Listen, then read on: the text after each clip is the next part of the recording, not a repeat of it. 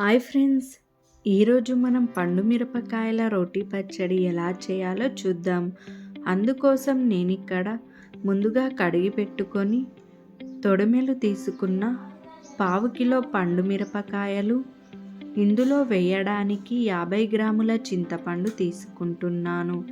ఇప్పుడు స్టవ్ పైన ఒక మూకుడ పెట్టి అందులోకి 1 టేబుల్ స్పూన్ ఆయిల్ వేసుకొని, ఆయిల్ వేడైన తర్వాత ఆవాలు, జీలకర్ర వేసుకొని ఫ్రై చేసుకుందాం. ఇవి ఫ్రై అయిన తర్వాత పండు మిరపకాయలు వేసుకొని 2 మినిట్స్ గోలించుకున్న తర్వాత చింతపండు వేసుకొని బాగా కలుపుకొని స్టవ్ ఆఫ్ చేసుకుందాం.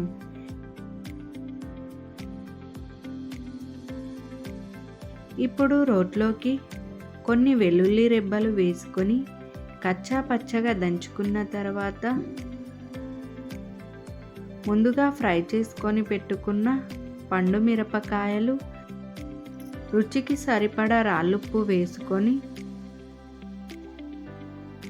ఇలా కొంచెం కచ్చా పచ్చగా దంచుకొని ఇప్పుడు పొత్రంతో సన్నగా రుబ్బుకుందాం.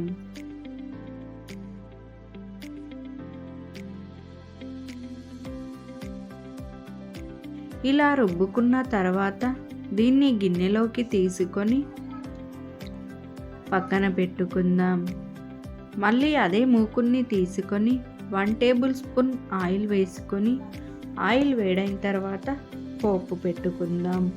అంతే, ఎంతో టేస్టీ అండ్ ఈజీ పండు మిరపకాయల రోటి పచ్చడి రెడీ. మీరు కూడా ట్రై చేయండి.